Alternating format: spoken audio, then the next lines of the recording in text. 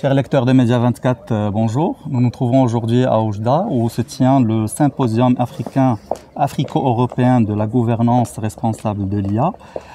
C'est un événement qui est sous le patronage de l'UNESCO.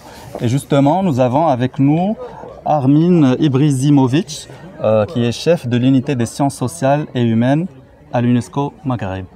Armin, bonjour. Alors nous aimerions déjà commencer par expliquer pourquoi l'UNESCO s'intéresse tant à l'IA. Merci beaucoup Yahya et bonjour aux lecteurs de Média 24. L'UNESCO, comme vous le savez, c'est l'agence des Nations Unies spécialisée pour l'éducation, les sciences et la culture. Dans son mandat, l'UNESCO est aussi un laboratoire d'idées et un mandat particulier dans le monde des Nations Unies où on essaye de se questionner sur les questions importantes de notre temps. À l'époque, l'UNESCO avait par exemple formulé une déclaration sur le génome humain en ce qui concerne la bioéthique, en mettant des limites par exemple à des questions comme le clonage. Aujourd'hui, ces règles sont appliquées partout dans le monde et ont permis d'éviter certaines dérives. La même chose est arrivée avec l'intelligence artificielle. L'IA, comme vous le savez, c'est une technologie qui interprète des données, mais l'IA, ce qu'elle offre de nouveau, c'est que la complexification qui s'est effectuée dans l'IA et sa capacité à traiter des questions de plus en plus profondes a fait que nous avons vu une évolution fulgurante dans les dernières années et même dans les derniers mois. On voit que les développeurs sortent des nouveaux produits avec des capacités capables de transformer des secteurs entiers comme l'éducation, comme le travail, comme la santé. Et pour l'UNESCO, ça a été une problématique parce que bien qu'il y ait un potentiel pour l'humanité, on doit aussi être conscient des risques que la technologie peut engendrer. Donc nous sommes là. Comme quoi justement, on aimerait bien comprendre quels sont ces risques-là. Pourquoi on parle tant de l'éthique et de ces risques de biais, mais aussi de concentration du pouvoir. Donnez-nous un peu d'exemples pour qu'on puisse comprendre. Je vais commencer peut-être par un exemple simple, je pense que c'est la meilleure des choses. C'est qu'aujourd'hui, et même depuis quelques années, l'intelligence artificielle est utilisée notamment pour trier des candidatures à l'emploi. Donc une offre va être publiée, des personnes vont pouvoir, comme vous et moi, pouvoir postuler en ligne. Il s'avère que beaucoup de systèmes vont faire une présélection sur la base de critères prédéfinis comme l'expérience professionnelle, certaines compétences et la formation académique. Or, il se trouve qu'en faisant ça, on risque de passer à côté de très bons profils et on risque aussi de perpétuer des discriminations. Comment ?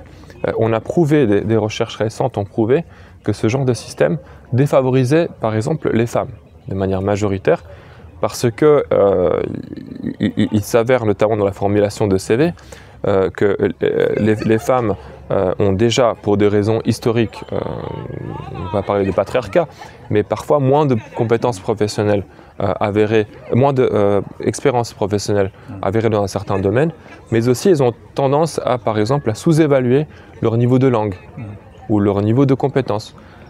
Donc le recrutement par l'IA va favoriser principalement des hommes. Donc ça va amplifier les inégalités et faire en sorte que les hommes continuent d'avoir l'accès à ces emplois-là, que les femmes en sont exclues et donc ne peuvent pas avoir l'expérience. Parce qu'ils reprennent les mêmes biais. Et va créer un cycle négatif. Ça c'est un exemple. Vous avez mentionné la concentration du pouvoir. Ce qui est intéressant de savoir, et peut-être nos lecteurs ne le savent pas, c'est qu'aujourd'hui 80% des équipes de développeurs en IA et des produits de l'IA viennent des États-Unis et de la Chine. Et dans ces équipes de développeurs, ce sont principalement de nouveau des hommes. Donc on va retrouver certains points de vue culturels, certains points de vue aussi de genre qui vont être répercutés dans les systèmes d'IA. Aujourd'hui, par exemple, l'outil ChatGPT, ou même, je vais vous prendre pour un autre exemple très simple. Avant ChatGPT, une recherche sur Internet sur un navigateur comme Google. Donc on va rechercher le mot écolier. Qu'est-ce qu'on va trouver? On va trouver des jeunes garçons, souvent en uniforme, avec un cartable. Tout à fait normal. On va taper le mot écolière. Je vous garantis, vous allez trouver d'autres résultats. Des résultats discriminants, des résultats qui sont dégradants envers l'image de la femme, des filles, parce qu'elles représentent aussi des biais que nous avons en tant qu'humains ou que ces développeurs ont.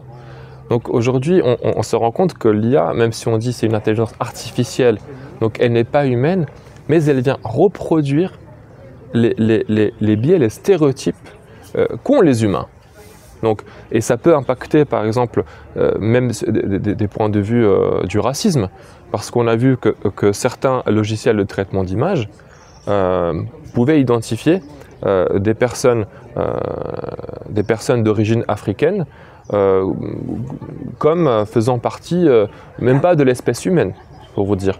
Parce que, de nouveau, les échantillons sur lesquels les systèmes d'IA se sont entraînés étaient quasi exclusivement des échantillons sur des personnes blanches et donc ne couvraient pas du tout l'intégralité de ce qu'on a comme espèce, de notre richesse.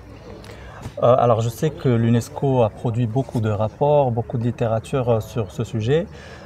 Parlez-nous-en, qu'est-ce qui est fait au jour d'aujourd'hui?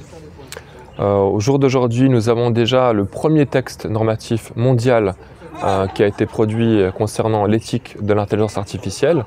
Il s'agit, je l'ai ici, de la recommandation sur l'éthique de l'IA.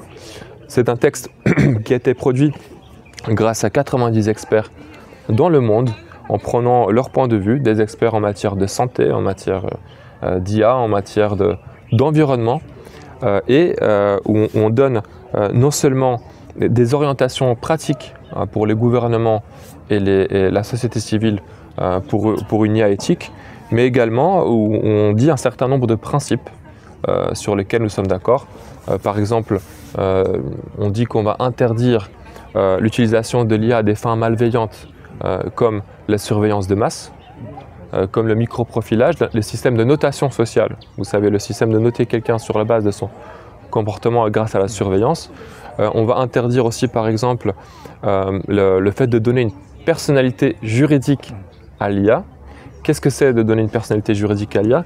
C'est dire que, ben non, s'il y a un problème demain, disons que si on a un accident en voiture autonome, elle n'est pas responsable. On va dire c'est la faute de la voiture. Non.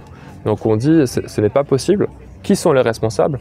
On doit le déterminer. C'est soit les développeurs, l'entreprise qui a lancé le système, le gouvernement qui l'a utilisé. Donc il faut établir un système de responsabilité civile et pénale. Donc c'est une sorte de guide pour les gouvernements pour qu'ils puissent se préparer à cette révolution. C'est un guide non seulement pour se préparer, comme j'ai dit, sur les côtés, peut-être les abus, mais même pour tirer profit de la technologie. Parce que je l'ai mentionné, ça touche beaucoup de secteurs. On voit que dans le système, par exemple, dans la gestion de l'agriculture, des ressources hydriques, même les gestions des questions environnementales, le traitement des déchets, l'IA peut être un allié formidable, peut réduire le temps qu'on a de travailler sur ce domaine-là, peut diriger l'investissement vers d'autres questions plus prioritaires comme les ressources humaines.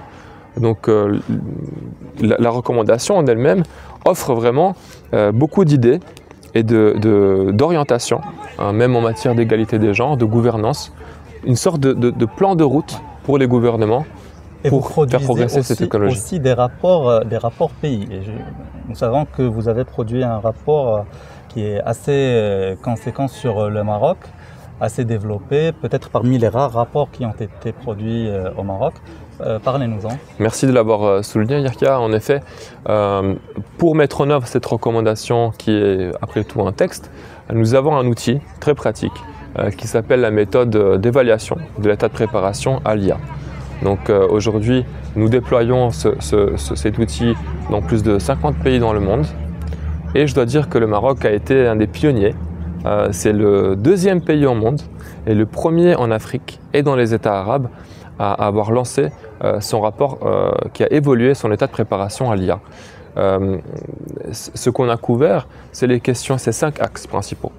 L'axe législatif et juridique, l'axe économique et infrastructurel, l'axe éducatif et scientifique, l'axe socio-culturel et enfin l'axe de la recherche et du développement.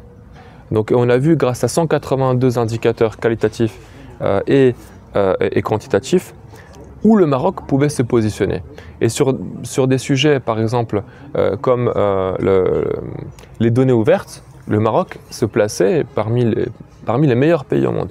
Sur des sujets comme la diversité des ingénieurs, on voit que le Maroc dispose de 42% de femmes ingénieurs, ce qui est de nouveau un des taux les plus élevés au monde. Et ceci, si on l'applique bien, donc si on suit le processus, que ces femmes rejoignent les équipes de développeurs, on a une diversité qui est garantie et des produits qui vont répondre aux besoins de toute la population. Dans ce rapport qui est devant moi, et pour lequel Dr Saïda Belwali de l'université Mohamed Ier d'Oujda a été instrumental, c'était la plume et qui nous a aidé aussi à conduire les consultations à travers le pays. Dans ce rapport, on établit aussi 17 recommandations. Donc un ensemble de recommandations basées sur les champs que je viens de vous décrire pour que le Maroc puisse faire avancer l'IA d'une manière sereine, mais tout en étant prêt aux risques, mais aussi au potentiel que représentent ces technologies. Armin Ibrizimovic, merci pour votre temps. Merci beaucoup Yahya. Merci.